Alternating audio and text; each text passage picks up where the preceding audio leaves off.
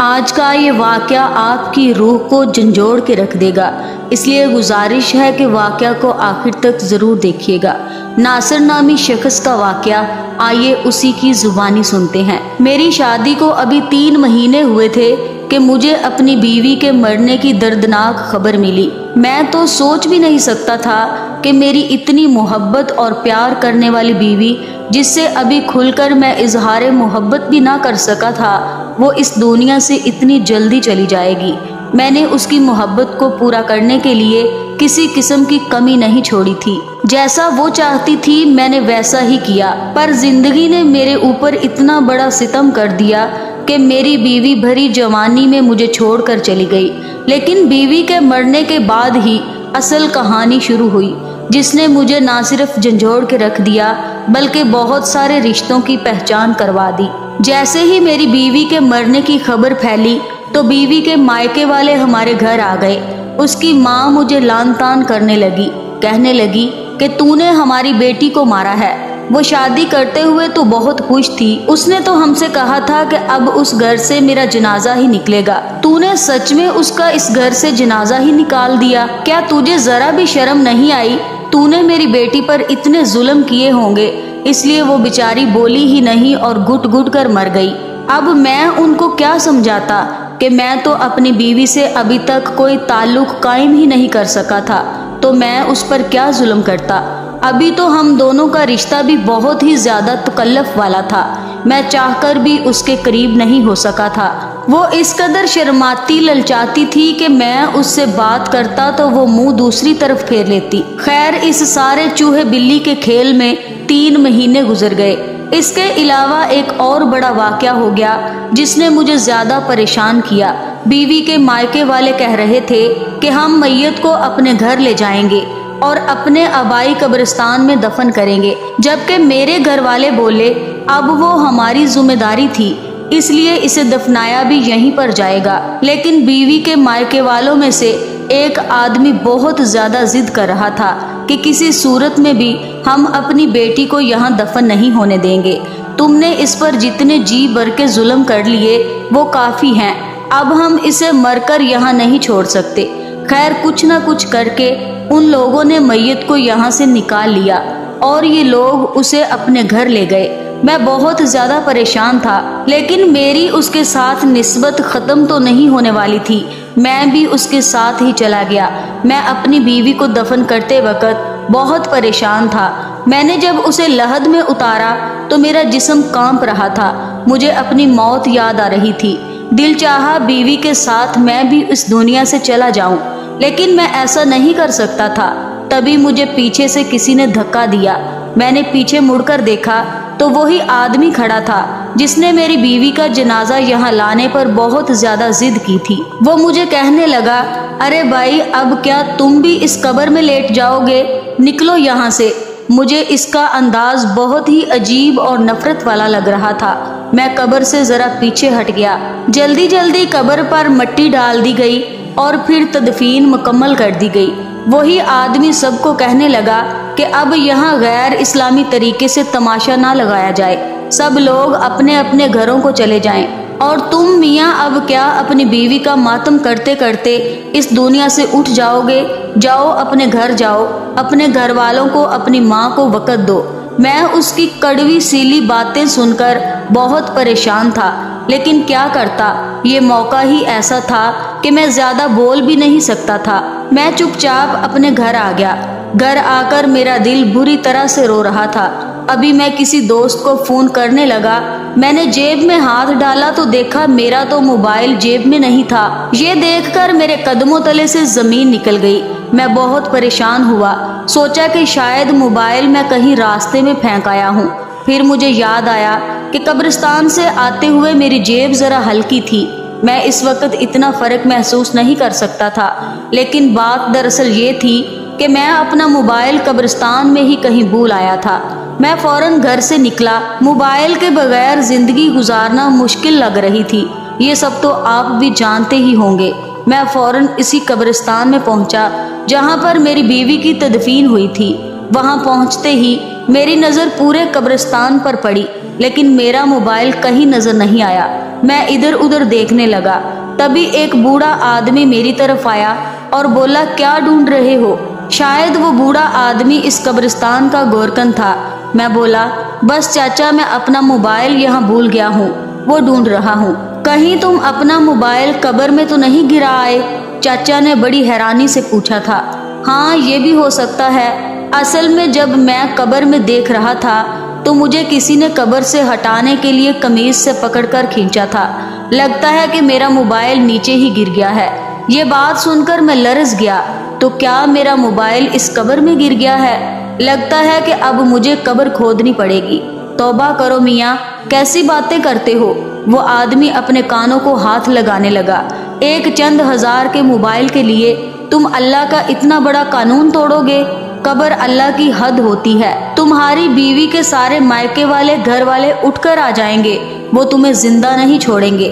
تم ایسی بات ہرگز مت کرنا، وہ یہی سوچیں گے کہ تم نے ہی ان کی بیٹی کو مارا ہے۔ میں یہ بات سن کر حیران ہو گیا کہ اس آدمی کو میرے گھریلو مسائل کے بارے میں کیسے پتا تھا۔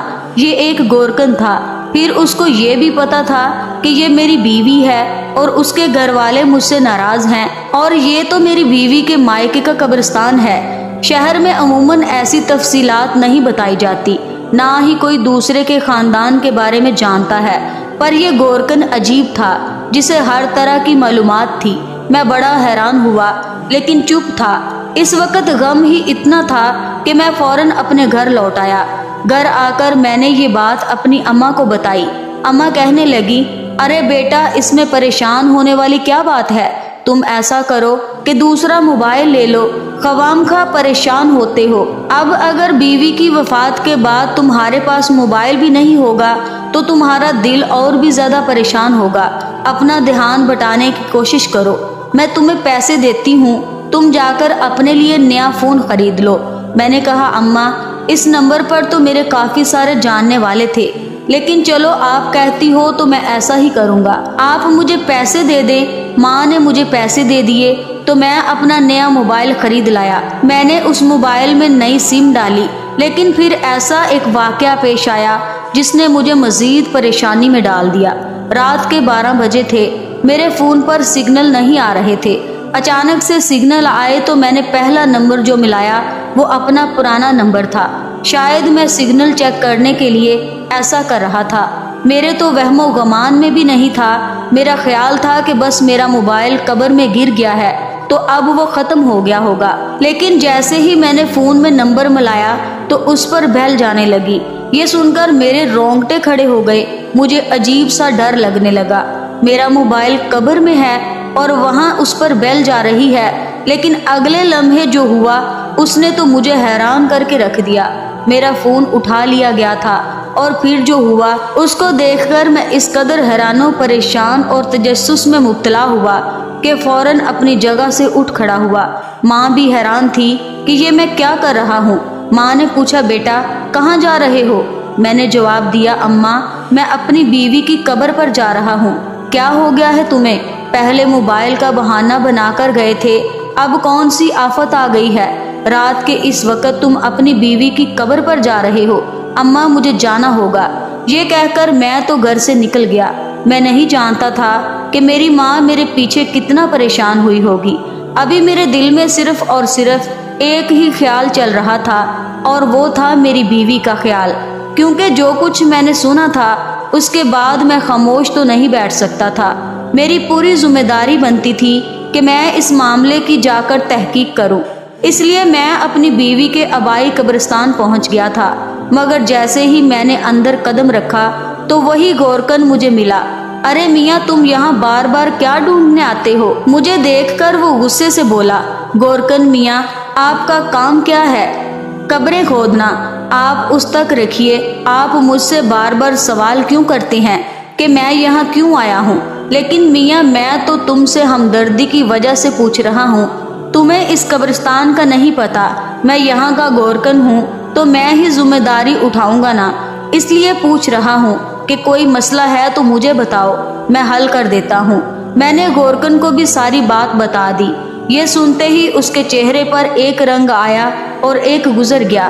اچھا، میں اس معاملے کے بارے میں کچھ نہیں جانتا، لیکن ایک بات ضرور کہوں گا کہ اس کا تعلق تمہاری بیوی سے ہے، تمہاری بیوی کی قبر سے نہیں، اور تم اپنی بیوی کے گھر والوں سے جا کر اس بات کا پتہ معلوم کرو، تمہیں خود ہی سمجھ میں آ جائے گا۔ میں کچھ بولوں گا تو وہ خیانت ہو جائے گی، اس لیے میں خود کو گناہگار نہیں کرنا چاہتا۔ تم خود جا کر معلوم کرو، عقل مند کے لیے اشارہ ہی کافی ہوتا ہے۔ میں گورکن کی بات سن کر سمجھ گیا کہ وہ مجھے کوئی بات نہیں بتانا چاہتا، شاید کہ اس نے میری بیوی کے گھر والوں سے کوئی رقم وصول کی ہوگی یا کوئی اور وجہ ہوگی جس کی وجہ سے وہ پوری بات مجھے نہیں بتا پا رہا تھا۔ میں اپنی بیوی کے قبرستان سے ہو کر اس کے گھر پہنچ گیا، لیکن میں نے گھر کے دروازے پر دستک نہیں دی، بلکہ یوں ہی گھر میں داخل ہو گیا۔ میں نے دیکھا وہ سب لوگ ایک کمرے میں بیٹھے باتیں کر رہے تھے۔ گھر کا باہر والا حصہ بالکل خالی تھا، وہاں کوئی بھی نہیں تھا، اس لیے میں چلتا ہوا اس کمرے کے قریب پہنچ گیا جہاں بیٹھ کر وہ لوگ باتیں کر رہے تھے۔ میں نے دیکھا ان سب کے چہروں پر بے پناہ غصہ تھا، لگتا تھا جیسے کہ وہ ابھی اٹھ کر مجھے مارنا شروع کر دیں گے۔ وہ بات کر رہے تھے میری بیوی کے بارے میں، وہ میری بیوی پر غصہ کیوں کر رہے تھے۔ تبھی میرا ہاتھ ایک پیالی پر لگا، وہ پیالی گر کر ٹوٹ گئی تو سب لوگوں کی توجہ میری طرف آ گئی۔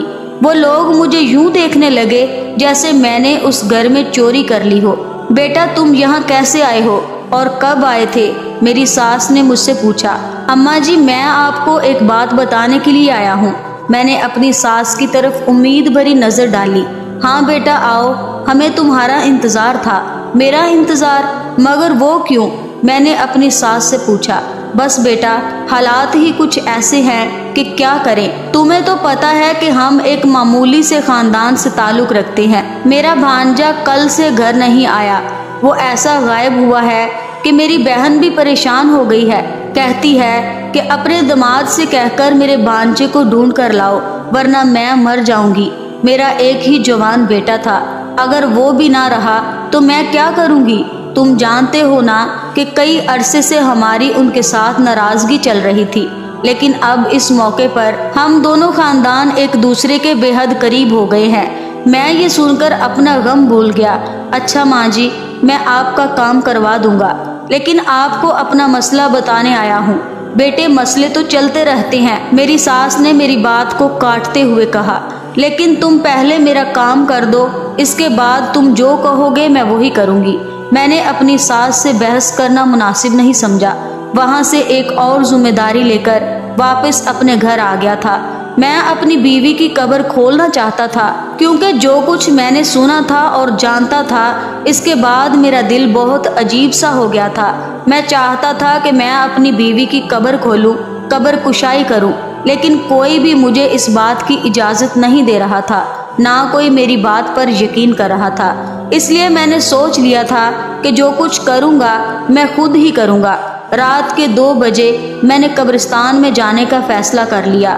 اب مجھے اپنی بیوی کی قبر کھولنا بہت ضروری لگ رہا تھا۔ 2 بجے گھر کے سب لوگ سو چکے تھے۔ میں جانتا تھا کہ وہ گورکن جو بار بار مجھے منع کر رہا تھا، وہ بھی اس وقت نہیں جاگ رہا ہوگا۔ اس کو تو لگتا ہوگا کہ اب میں چپ چاپ بیٹھ جاؤں گا، پر میں چپ بیٹھنے والوں میں سے نہیں تھا۔ اتنی بڑی بات ہو گئی تھی، میں کیسے خاموش رہتا۔ میں نے جا کر سارا انتظام مکمل کیا اور تقریباً 2:30 بجے قبر کھولنا شروع کر دی۔ مجھے اس بات کی حیرت نہیں ہوئی تھی کہ قبر کی مٹی کافی نرم تھی، ایسے لگتا تھا جیسے قبر کو کچھ دیر پہلے ہی بند کیا گیا ہو۔ میں نے جلدی جلدی مٹی ہٹائی تو پتھر کی سلیٹ کو ہٹانے میں مجھے 5 منٹ سے زیادہ وقت نہیں لگا۔ میں اس وقت اتنے جوش میں اور ولولے میں تھا کہ میں بڑے سے بڑا پہاڑ بھی اکھاڑ سکتا تھا۔ جب میں نے پتھر کی سلیٹ ہٹائی تو مجھے ایک اور حیرت کا جھٹکا لگا۔ سامنے کا منظر دیکھ کر میرے پسینے چھوٹ گئے تھے، ٹھنڈے پسینے میرے چہرے پر آ رہے تھے، اور میں اس قدر پریشان تھا کہ سمجھ نہیں آتی تھی کہ میں کیا کروں، کیونکہ سامنے قبر خالی تھی۔ قبر میں نہ میری بیوی تھی نہ اس کا کفن تھا۔ میں تو اپنا فون ڈھونڈنے آیا تھا، پر ایک نیا قصہ کھل گیا تھا۔ دراصل جب میں نے اپنا فون کان سے لگایا تھا تو کسی نے میری کال اٹھائی تھی۔ اس بات سے مجھے لگا جیسے میرا فون قبر میں نہیں ہے، بلکہ میرا فون کوئی چوری کر کے لے گیا ہے۔ لیکن جب میں نے اگلی بات سنی تھی تو وہاں سے میرا تجسس قائم ہو گیا۔ کچھ دیر ہواؤں کی جکڑ کی ایسی آواز آتی رہی اور پھر میرے کانوں میں ایک آواز پڑی کہ میری بیوی سخت عذاب میں ہے اور جب تک اس کے نام کا قرض ادا نہیں کر دیا جاتا تب تک وہ یوں ہی تڑپتی ہی رہے گی۔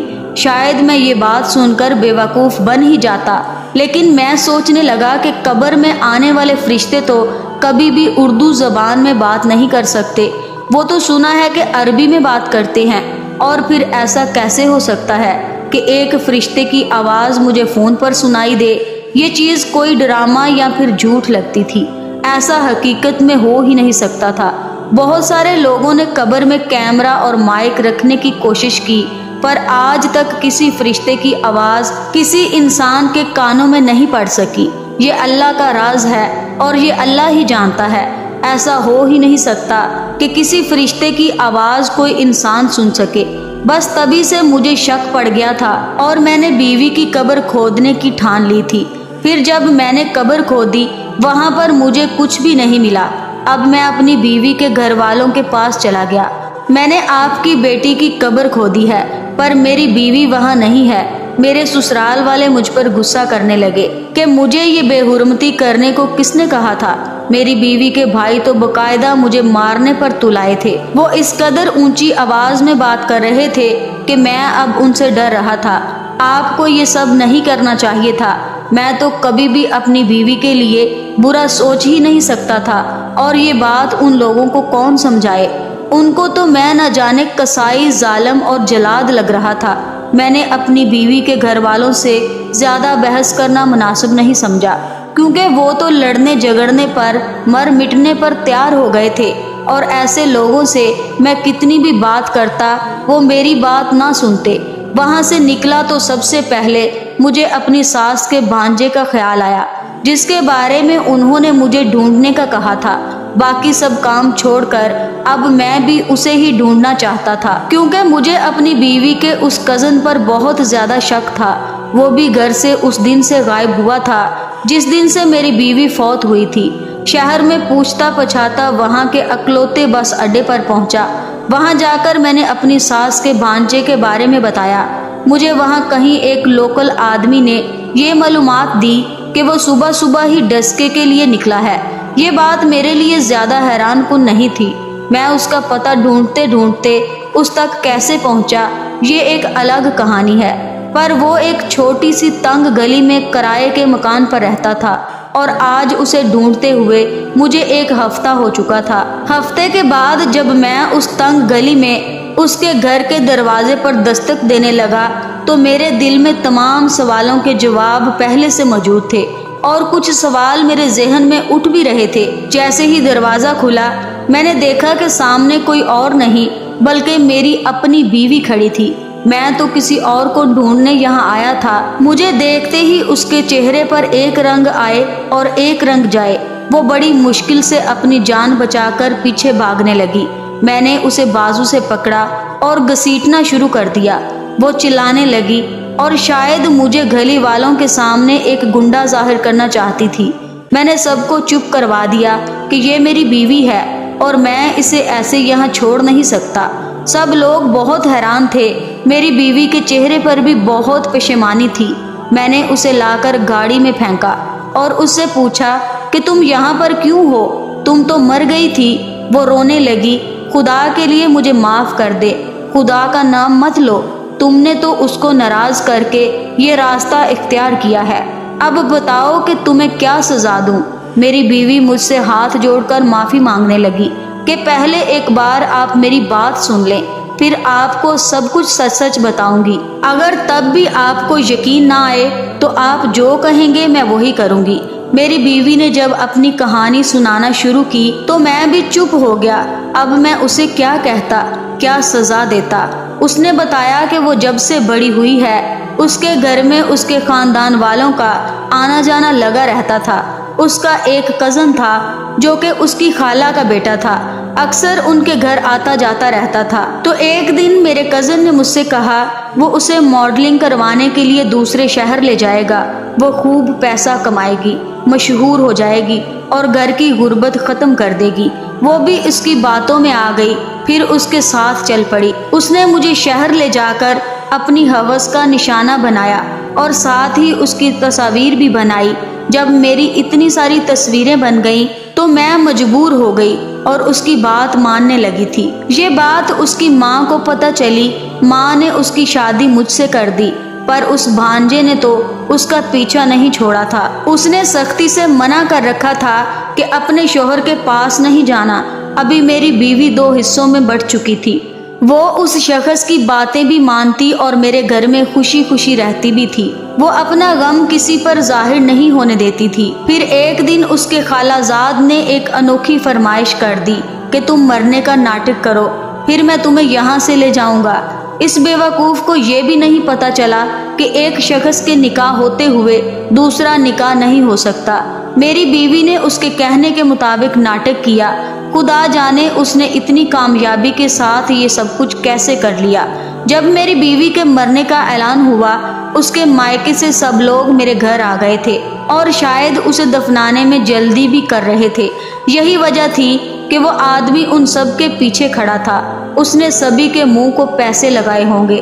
اب وہ میری بیوی کو پیسے کمانے کا ذریعہ بنا چکا تھا اور میری بیوی پر انتہا کے ظلم بھی کرتا تھا۔ میری بیوی تو مجھ سے نظر ملانے کے قابل نہ رہی تھی، اسی لیے وہ اس کی ساری باتیں مانتی گئی اور دلدل میں پھنستی چلی گئی۔ اب اس کی زندگی جانوروں سے بھی بدتر ہو چکی تھی۔ میں نے اپنی بیوی کی سچائی جاننے کے بعد اسے دھتکارنے کی بجائے اسے حوصلہ دیا اور کہا کہ تم اس برائی سے ڈرنے کے لیے تیار ہو تو میں تمہارے ساتھ کھڑا ہوں، چاہے تمہاری کتنی ہی تصویریں پوری دنیا کیوں نہ دیکھ لے، لیکن تم اب اس کے ہاتھوں یرغمال نہیں بنو گی۔ اب میں اس آدمی کو خود بھی دیکھوں گا کہ یہ قانون کی گرفت سے کیسے بچ سکتا ہے۔ میں اپنے تعلقات استعمال کر کے اس شخص کو کیفے کردار تک پہنچانے کا ارادہ کر چکا تھا۔ تبھی میں نے اپنی بیوی کا ساتھ نہیں چھوڑا، کیونکہ جو لوگ اپنی بیوی کو ان لمحات میں اکیلا چھوڑ دیتے ہیں وہ بذات خود مرد کہلانے کے قابل نہیں ہوتے۔ اگر سٹوری اچھی لگی تو چینل کو لائک اور سبسکرائب ضرور کیجیے گا۔ شکریہ۔